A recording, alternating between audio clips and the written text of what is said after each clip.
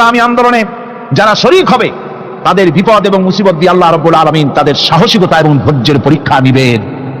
কোরআনে কারীম বলছেন, وَلَنَبْلُوَنَّكُمْ حَتَّى نَعْلَمَ الْمُجَاهِدِينَ مِنكُمْ وَالصَّابِرِينَ وَنَبْلُوَ أَخْبَارَكُمْ।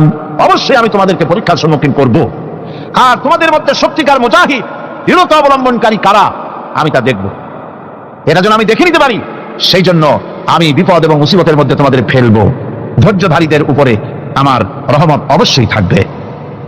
খবর এমন এক সম্পদ যা ধারণ করলে পরে আল্লাহ রাব্বুল আলামিন রাষ্ট্রীয় ক্ষমতা দান করে দেন। কোন সুবহানাল্লাহ, জোরে কোন সুবহানাল্লাহ। ধৈর্য ধারণ করলে আল্লাহ রাষ্ট্রের মতো বিরাট নিয়ামত আল্লাহ হাতে তুলে দিবেন।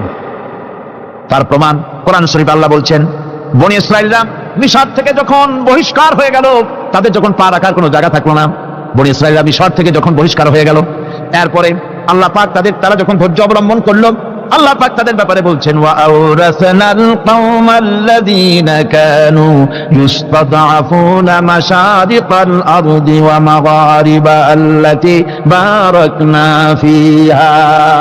আর তাদের স্থলে আমি নির্যাতিত লোকদেরকে প্রতিষ্ঠিত করলাম। পশ্চিম এবং উত্তরের তাদেরকে আমি পশ্চিম এবং পশ্চিম এবং পূর্বের উত্তরাধিকারী তাদেরকে বানায় দিলাম। বিরাট এলাকা তাদের হাতে আমি তুলে দিলাম।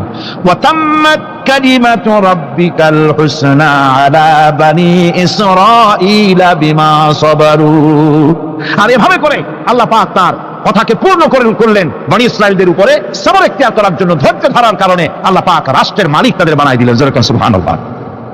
সবর যদি করা হয়, তো যুদ্ধ যদি বাদে যদি জাহাজ শুরু হয়ে যায়, আল্লাহ পাক বলেছেন ফেরেশতা দিয়ে সাহায্য করবে।